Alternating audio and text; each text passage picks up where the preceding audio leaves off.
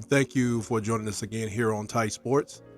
As we continue on with our, I don't know, investigation, I guess, trying to discover, does Coach KALEN DeBOER have what it takes to ride and survive the perfect storm of college football known as the University of Alabama Crimson Tide? Let's continue.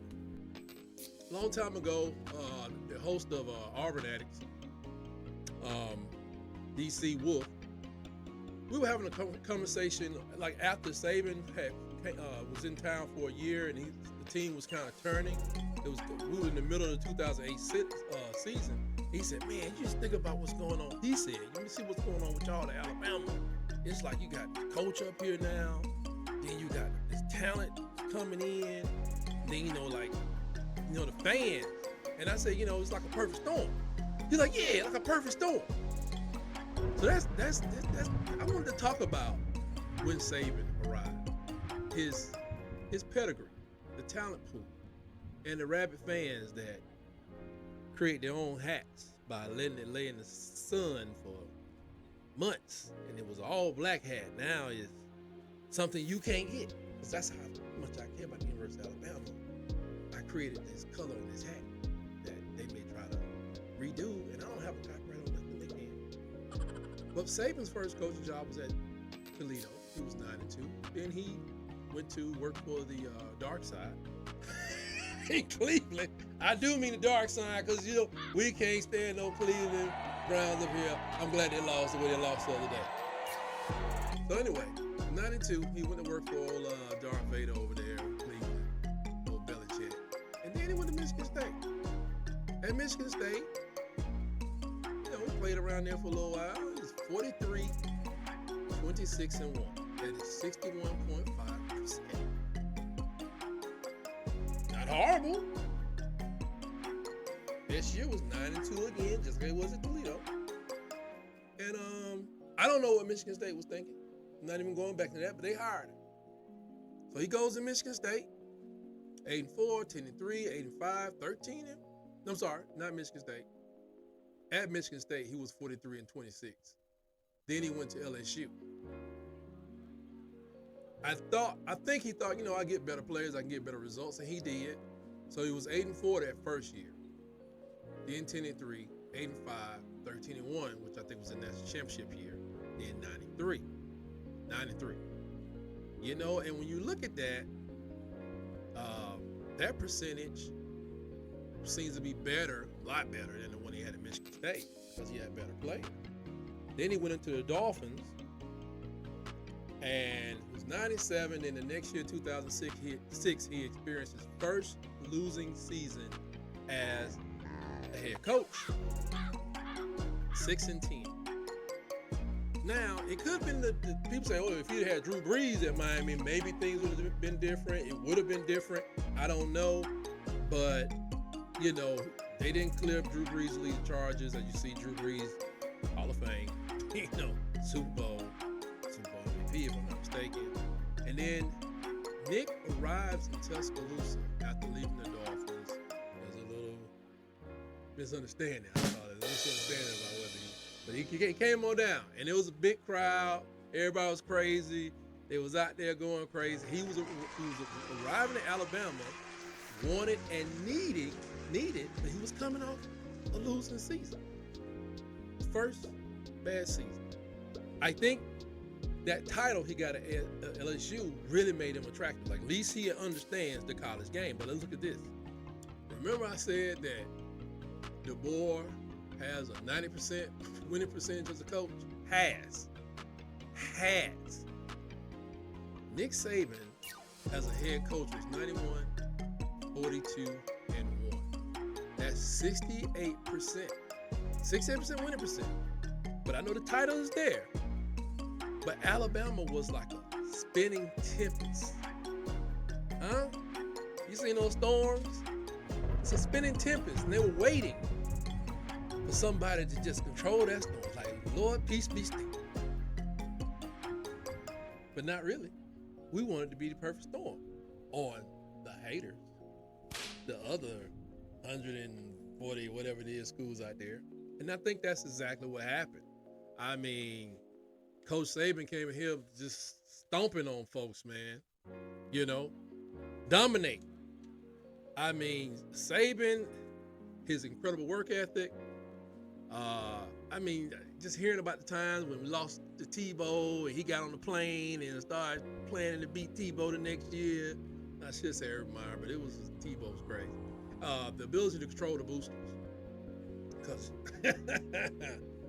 that was partly NCAA. But you know, people just come down and they be looking on the field and standing there, and they want, you know, coach, that guy from Durham look good. Like, yeah, how about you get? But that was kind of the NCAA. We had gotten in a lot of trouble for people just being too close to the program. So I think Malmore and them, they cleared the field. Just got back up. Just let the man cook. But you know, coming in, still you get them phone calls when you are unproven. You get phone calls that you gotta take. You gotta take them. Whether it's the invitation, salutation, or some other resuscitation. I don't know, some of the people, you gotta take it. But you know, his tenacious recruiting for his needs and his purposes. We always talk about these lists and stuff, and I look. That's probably the first look I've had at a college class recruiting, because I wanted to see something. Because people talk about, our recruiting class is gonna be like we winning some national championship. Two guys get on the field and execute. They ain't one thing, you know. And I think a lot of coaches, they don't even recruit for what they need or what they want to do. Sometimes they just reading the press clippings and it sounds good. And it comes out on the field. Jimbo, all the money, all the recruits, none of the ring, none of the titles, not even conference championship to show after all the money was spent. Maybe not as much money as Coach Saban stated, but all of us are spending money. Let's be real.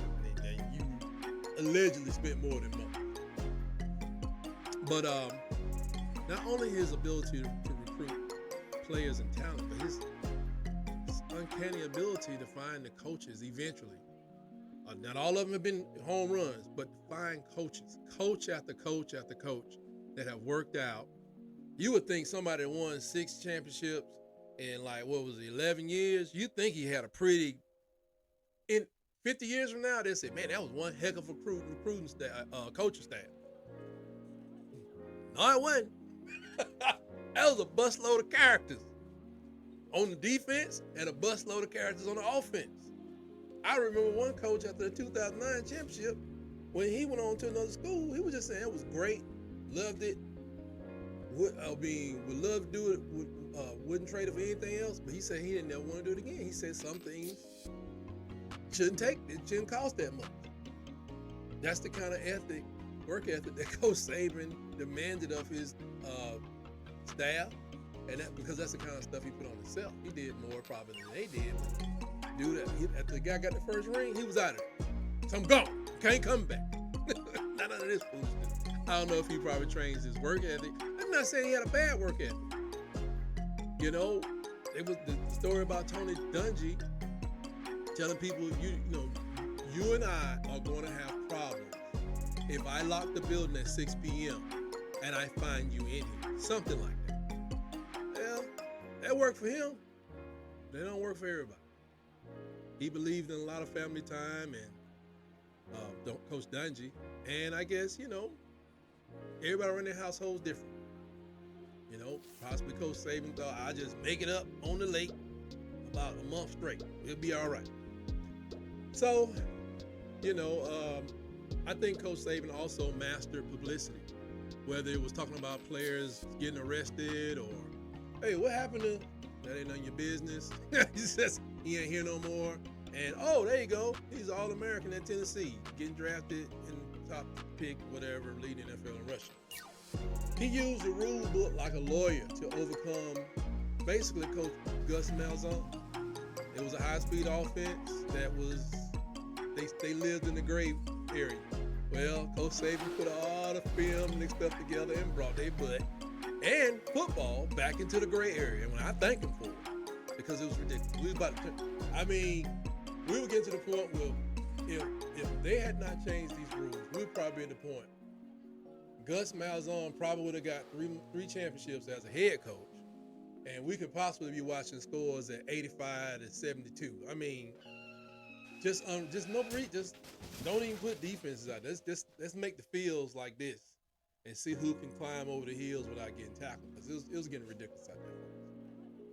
Like I say, he broke down DeBOER and Urban Meyer. He helped to climb Mount Clemson. He overcame Georgia under Kirby and Mark Richt, because when Saban came in, woo, Mark Richt, they was over there willing and dealing in the SEC. So, but leaving after 17 years, he left us with 6 more national titles. 7 for him, but 6. He averaged 10 wins a season for his career at Alabama. That is amazing.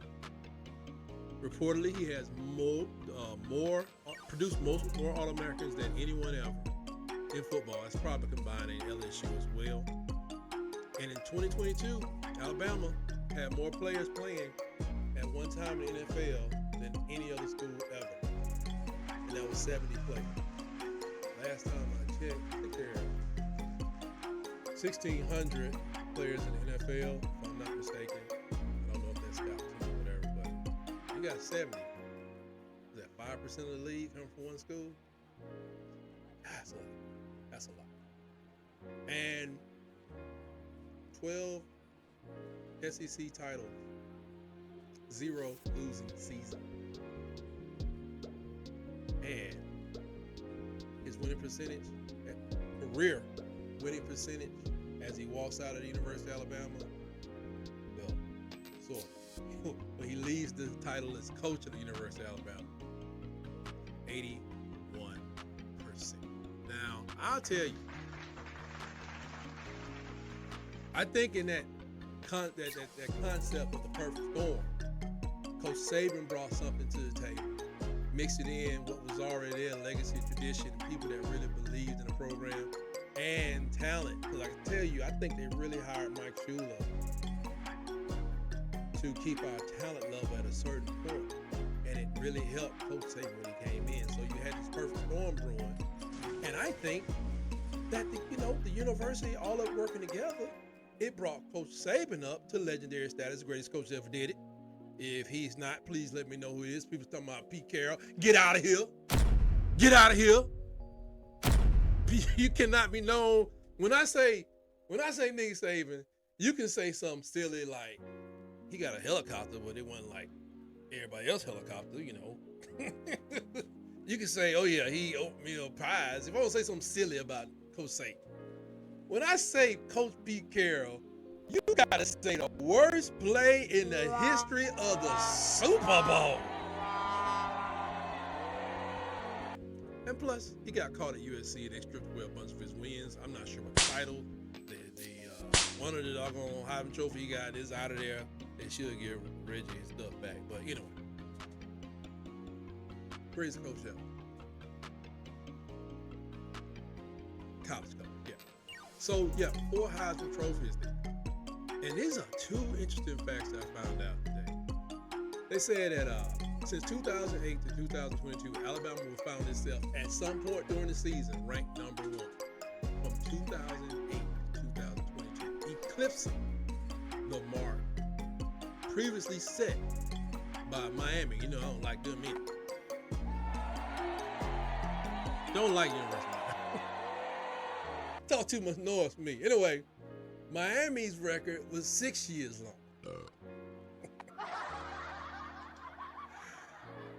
Coach Saban's record was 14 years. That's a long time. And also, I don't know who did this counting. Another figure that's going to be hard to top. Since 2008, Nick Saban in the University of Alabama has had 184 games that had national championship implications. And just to be honest, that's not really hard in the SEC. I mean, some coach at if you can stay there long enough, but that's pretty impressive. But that may include us losing to Ole Miss in the beginning of the year, and it almost took us out of national championship contention, or Ole Miss winning that game and losing later after being in national championship contention, especially on the BCS years, losing in game 9 or losing the Egg Bowl or something like that. But that's impressive, 184 games. No small feat. And most of all, Coach Saban left Alabama with galaxy-sized expectations that KALEN DeBOER must live up to. He must continue to master certain things, as we all do. I got to get better at this thing. He has to get better. He has to keep coaching up players to perform, not just to be in shape, just so you can showcase them like, hey, Arkansas, y'all gonna pay him some money, y'all get him go over there. Because folks gonna leave, man. You gotta keep them. You gotta have people ready to go in the next year. Really to go during the season. So if they leave, at least they can say they got better. I mean, I already mentioned how many times Alabama lose a linebacker, and he was like, oh, we're really lucky that we've had quarterback injuries, and we had quarterbacks to graduate. But we, like quarterback just out for the season. I think he was kind of blessed not to, as long as far as I can remember. I don't think Nick Saban had a quarterback to just get injured and just gone. But we have had linebackers. And we know linebackers setting up that front seven, signaling back to the DBs. Woo! You got to know a lot of stuff. Everybody wasn't able. They wasn't ready. They got ready. They eventually got ready. Some didn't. Like I say, some will, some won't. Who cares? Move on. But in this day and time of NIL and transfer portal, got to be ready. It's no longer just, next man standing. It got to be next man up and prepared to go. He has to quickly build up his coaching phone. People have agendas. And some just suck. So, sometimes you got to ride him out of there. I don't know. Either way it went this year, I kind of thought Tommy Rees was going to be hitting the brick. It's official now, but he ain't the first one. He's not the first one. It just don't work out sometimes. So he got to get out there knowing people, seeing who not only can coach, may add some recruiting assistance as well. And that process of identifying talent in high school, JUCO, portal, whatever it may be. Even like getting this guy, Coach Womack. I mean, hey, what's that thing? Keep it, locking down the state again. And I'm gonna just tell y'all. I was just talking to Nick over the Water Cooler Talk podcast. He's a South Alabama graduate, and I was just thinking, like, man, if we do some certain things with FBS as a whole, I may not live to see it, but it's a possibility you could build a playoff team, especially with a 12-team playoff, right there in South Alabama, because there's so much talent that comes out of Baldwin, Mobile County down. So picking up Womack, it may just not be about X's and O's. It might be knowing where them Jimmy and Joes live at, and already got their phone numbers, already done met them, had them over at the coaching camp, and for a high school area that produces so many players, them little nuggets that don't nobody see. Like, this guy's a 2-star. I think they just rated him because Alabama coach sent him a text. Like, why is he coming to the University of Alabama? Well, you about to find out. Huh? Terrence Cody. Huh? Mark Ingram. I ain't gonna lie. I looked at Mark Ingram's stats in high school when he was coming down, because I used to watch it just like, oh, Mark Ingram, okay, he's after the fact. Like, after he became, it was like scoring touchdowns like crazy. I was like, coming out of high school, why was he a 3-star here, 4-star there? Really, to be honest with you, the boy could play. People playing all the plays will never get rated.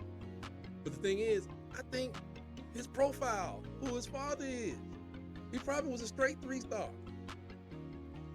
But did he play like a 3-star? Did he play like a 4-star? Played like an all-star to me. Heisman Trophy. Love Mark Ingram. But I don't like the rating thing. I'm gonna have a whole video one day on this high school ratings and star system. Trash. It's really misleading. Like I said, where your championships at? Clemson. Not Clemson. Clemson. They have pretty good recruiting classes right now. Notre Dame, Oklahoma. Like, the championship. Like, come on. Win the championship, you gotta stay in it. It's not just champs. You gotta be able to coach. And also, he's gonna have to master the applying his philosophy to SEC football. Is he going through a lot of bodies? Is he just relying on 26 main people? I tell you, like, a lot of banging going on. May not make it through the whole season. Got to be ready to go. In game to game. The pressure, the differences in philosophy. This team want to bludgeon you to death. This team want to outrun you. This team want to run you left and right. Half of them play great defense. Some of them sell out every time your quarterback take 3 steps backwards. They come. It's all different. And they come in with some of the best athletes in college football. Are you going to try to get their mind focused like Saban would do when he had Clemson starting out first game of the year?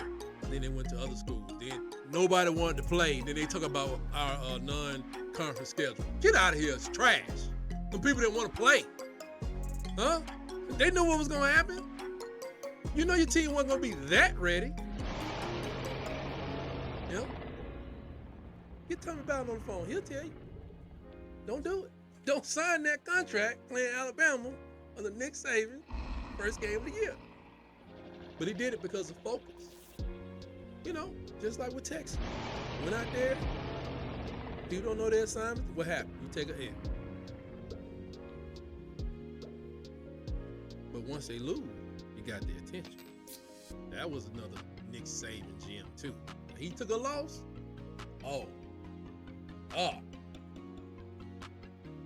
He did everything he could to turn it around. I'm not just talking about this year. I'm talking other times too, where he lost and won the championship. So it's almost like it had to be bound to happen. It was a non-conference loss, but there ain't a lot of them. And finally, I would say that he has to not necessarily master, but embrace whatever help he can get from Nick Saban while he's there. I don't know what kind of person he is. I've heard he's not an arrogant person and that kind of stuff, and that's good. But, especially dealing with, those that pay the bills, those that call the shots. You got to get some help from Coach Saban dealing with the dealers. Some people deal in personal agendas. Some people could still deal in professional jock sniffing. Whatever it is, got to go there for that. Because I personally feel this. January 26, 1983, not only did Alabama lose the legendary coach Paul Bear Bryant, but I think Ray Perkins lost a bridge. He lost protection. See, because doggone well, when he was struggling in that first year, he could have reached out to Bear Bryant if he was there. He could have reached out to Bear Bryant. Or Bear Bryant could have reached out to him about somebody doing this. It could have been a better transfer, easier transfer to me if he was there. We'll never know if the man would have had a better record than he did. He lost 15 games in 3 years. He had to go. But I wonder if having that relationship with Paul Bear Bryant,